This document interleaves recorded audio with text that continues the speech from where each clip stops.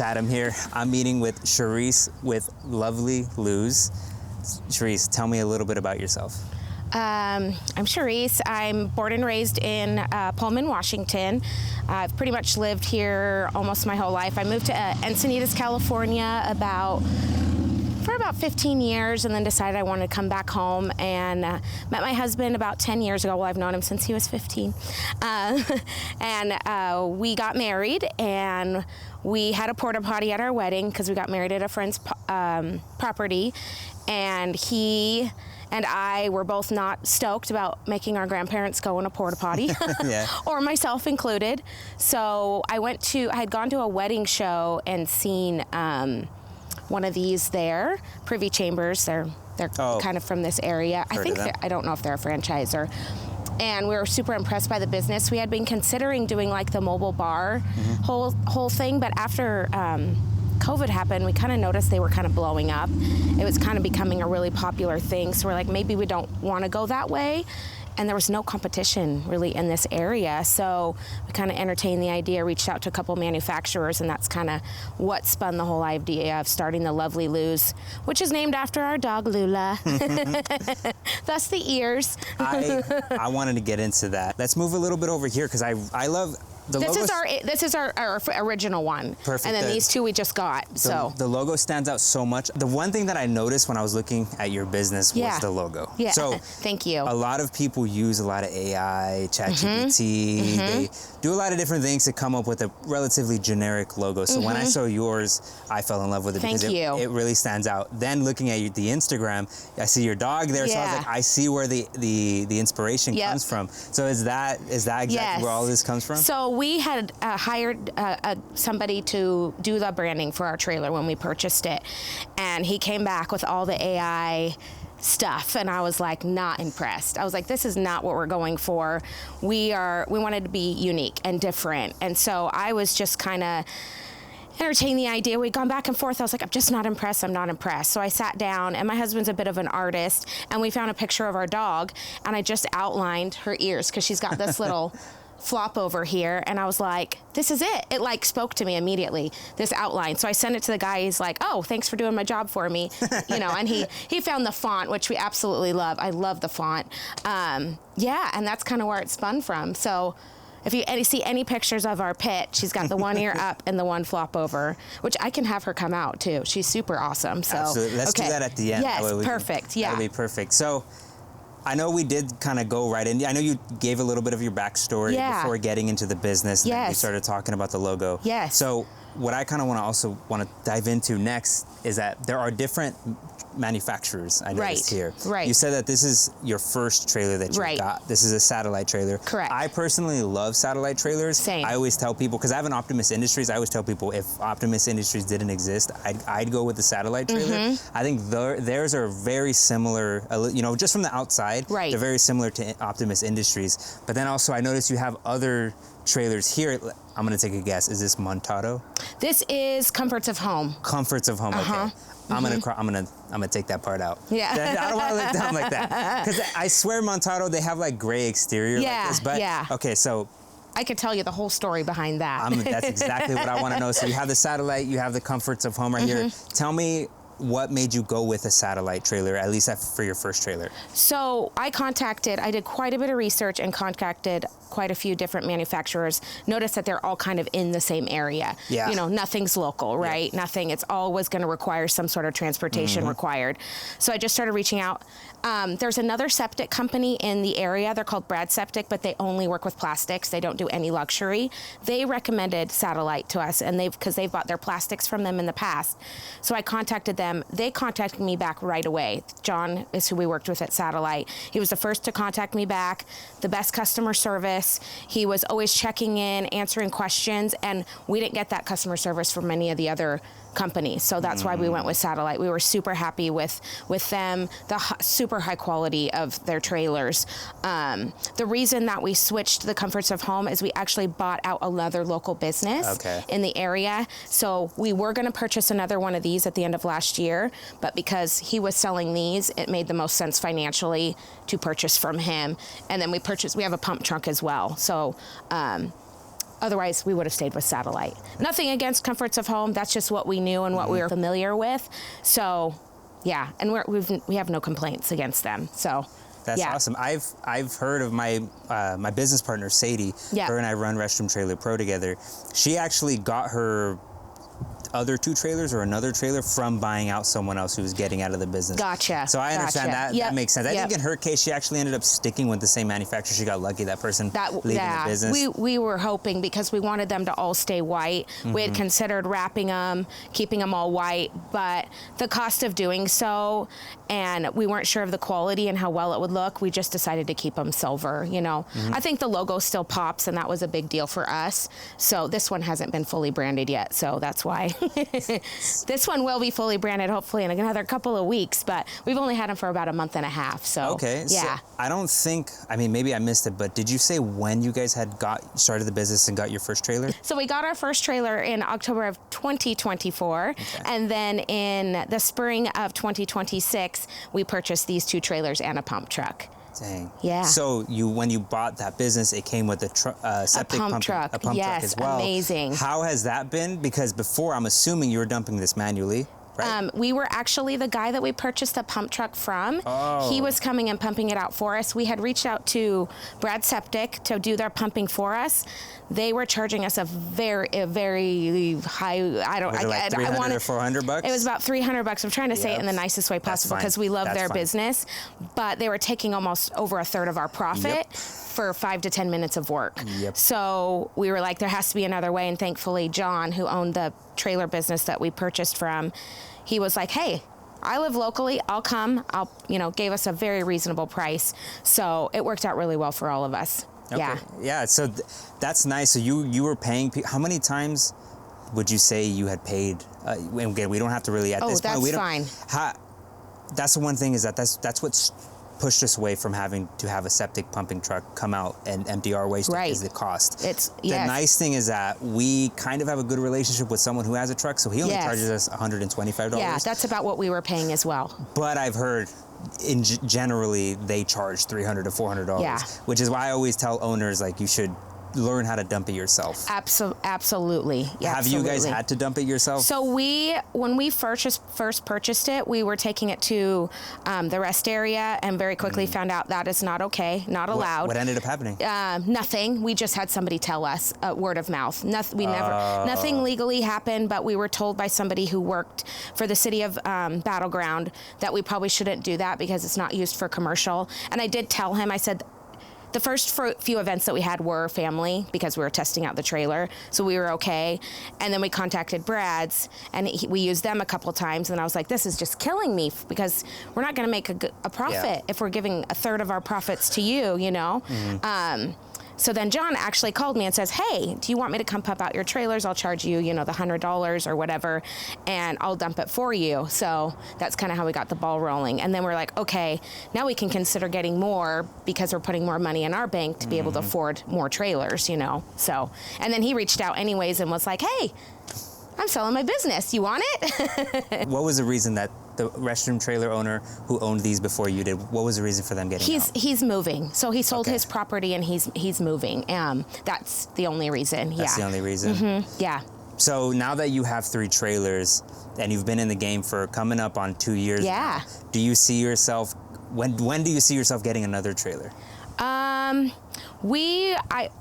Our goal was to do 1 trailer per year to kind of move with the logistics, all of that, and managing all of that. But because we got 2, I think I'd like to wait maybe 1 more season, and then we'd like to purchase another 2 stall. That size or that size. This is the money maker. Yeah, this is a mini. We call this the mini. The only downfall to this one, it's fantastic, is it doesn't have a fresh water tank in it, so we can't do any events that have no water. Which it hasn't been too challenging, but if there's no water, then they have to automatically rent this one. So that is literally the only downfall. But this one, John used to call it his little party potty or whatever because we charge $800 for it, and that's a reasonable price. It's not that big of a step up from ordering a plastic, you know what I mean? And it's 1,000 times better. Do you charge the same price for this 2-station versus this one? No, we charge a lot more for this one because this can only accommodate up to 100 people. Okay. Oh, okay. This can accommodate up to 200 people. Makes sense. And this 300, yeah. Okay, so probably a little bit more. I just say that because we've had people have more than what they say. Yep. You know, so if I say 300, then if there's 320, 340, we're not in a bad position, right? Yeah. I've had one of my partners show up to an event I booked their trailer for. They had a 4-station. And I believe the client had told me 300. And when the day he went to go deliver, I guess he was talking to one of the guests there. Yeah. And they said that there was gonna be close to 500. And luckily they're like amazing partners. Yeah. And so like luckily he was fine with it. So I'm like, hey, I'm sorry, dude. They told me 300. I didn't know. Yeah, you don't know. You never know. You don't know. And sometimes the person who's booking the trailer, they don't always know. Absolutely. They're probably airballing it. Maybe they're not even that involved with Well, the when party. it's a year and a half out from booking, because I'm booking for 2027 now, they don't always necessarily know. They're just guessing, right? Yeah. So the thing I always say to people is I don't want to put you in a bad position. So if you tell me there's going to be 300 people there and there's 400 to 500, your trailer's going to get full, and that's not going to be good for you or me. So I don't want to put you in that type of position. And usually when I say that, they're like, that makes sense, you know? Nobody wants the trailers getting full, especially at their wedding. Now that you do have a septic pumping truck, what do you guys do with that? Because like you learned that at a typical RV disposal place where it's not supposed to be used for commercial use. Correct. What do you do now, and where do you take the septic pumping truck to? So currently, we still have the previous owner, John, still comes and dumps it for us because the certification, and I don't know the specifics behind the exact certification for it. My husband's going to kind of take that part of the business over. Is challenging in the state of Washington. The test is extremely hard, is what John said. So, and he has to drive up to Olympia, which is about 2 hours from here, to take the test. So, his plan, once that happens, will be for him to do it himself. But right now, John, because he hasn't moved yet, is still coming and dumping it for us. And we have a dump station about 20 minutes away from us where they, check your certification, you dump, and then they send you a bill monthly in the mail. So they charge about 19 cents a gallon, and yeah. So they track everything that you're putting in there. Yes, they do. And the business that it's coming from and everything. Yeah. Now, obviously, at the end of the day, that's way more cost effective doing it that way. Absolutely. Way more cost effective. I mean, it's usually every time we go, it's $50-$60. Yeah. Have you ever had a moment happen at an event where, like, before you had to have this pumping truck pull up and dump there, or is it always emptied out here and you take it? We do not. He'll dump them. I'll get them cleaned and ready for the next weekend deliveries. We kind of all do that, like, every Thursday, Wednesday, Thursday, every week. So that's the hard part, is that, like, in a perfect world where, like, you've spent all this, because I mean, I'm sure that pump truck costs a lot of money. Yes. So in a perfect world, you have the money, you buy the truck, you take it to an event, you empty it there. Yes. Then you bring it empty over here. Like, this ain't a perfect world. No. So like, there's moments where John, in this case, is not available to empty it there, so you have to drive it somewhere. There's going to be some waste in it. Yes. You can't avoid it. You can't avoid it. Yeah. Yeah, that's the hard part. We've had to hire Brads a couple of times because of that, where we've had to turn over a trailer within 24 hours, and he's not available to come, and our pump truck's already full, so we just fork over the $200 or $300 when we have to, or whatever it ends up being. So we knew that was going to probably happen every once in a while, but so far it's been working fairly well. The system has, but we have to do it. We have to do it here. Yeah. When we're driving, we're driving over the border to Portland, farther than that, then north, and a lot of the times we had east over to that area, and it's just the logistics of trying to get a pump truck plus the trailers, because we have two drivers and my husband, is just impossible. People know that these things even exist. There's only one person doing it, nobody really knows. But the more they see it, the more events they go to, then they're like, oh, hey, this is a whole thing. Like, I want to get one of these for my wedding or my grad party or whatever. You know what I mean? It's just awareness. Yeah. A lot of people, surprisingly, nowadays still don't know that these exist. Yeah. I am going to add another question, because what you just brought up kind of reminded me of something else besides the other thing that I said I was going to talk about. What are your thoughts on like market saturation in your local area and like competitors, working with other restroom trailer owners in your area? Because there are some people who they blow off everyone else, or they don't want other people coming into their area. It could be numerous different things. What are your thoughts on something like that? So when we first started the business, because I was new and I was nervous about how well it was going to go and the success of it all, I was hesitant about seeing that there was more competitors in the area. Then I quickly learned. I met another guy at a wedding show, and he's like, hey, let's keep in contact. Like, let's help each other out. You know, if you're busy one weekend, I can refer you, and vice versa. And then quickly, like, my opinion totally changed on it. And I was like, yeah, we're here to help each other out. We're all small businesses trying to survive. Isn't that the whole goal, is to help each other survive? And so that's what we've been doing. It's been going really well. Like, we call each other constantly. Like, Bill calls me, Levi calls me. There was another guy, he's not doing it anymore. We would just call each other and help each other out, and keep the business with the small businesses in the area instead of with the big guys. You know, that's all. I think that's all of our goals in the long run. So, and also too, there's so much business to go around. So much business. People do not realize how much there's hundreds of events that go on every single Saturday. Absolutely. There's not hundreds of trailers that are actually serving all those events. And the thing that I've learned is weddings get booked in advance. Other things do not. Like, people call me the week ahead for, you know, a family reunion or a grad party or a birthday party or whatever. And I'm like, I am so sorry, but these have been booked for like 6 to 8 months already, you know, and you're wanting it in 4 days. So that business is, it's always out there. There's always people looking for trailers. My husband wants me to do the research because I keep track of every single person that contacts me, and to count, like, see how many people I've actually had to refer and turn away, and like what that data on that is, which I haven't done yet. But when it's our slower season, I'll take the time to do that. But it's there. The business is there. So. So I just, again, like, market saturation is not a problem. No. There will always be someone who comes in and does really well for themselves. It doesn't matter how many other trailers are in the area. I don't think so. No. And our area is growing so rapidly.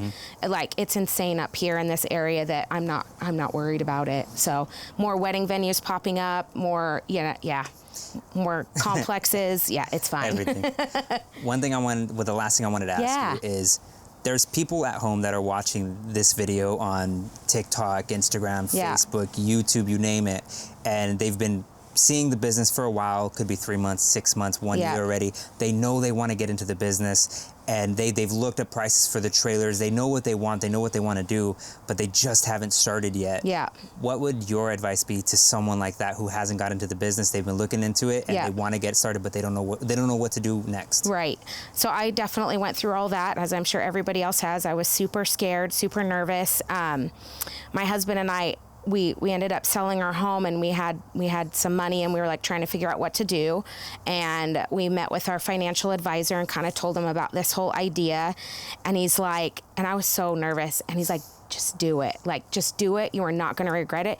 It's such a fantastic idea. You have no competition in the area. Like, just pull the trigger. Well, I waited like another 6 months, but I did my research and all that.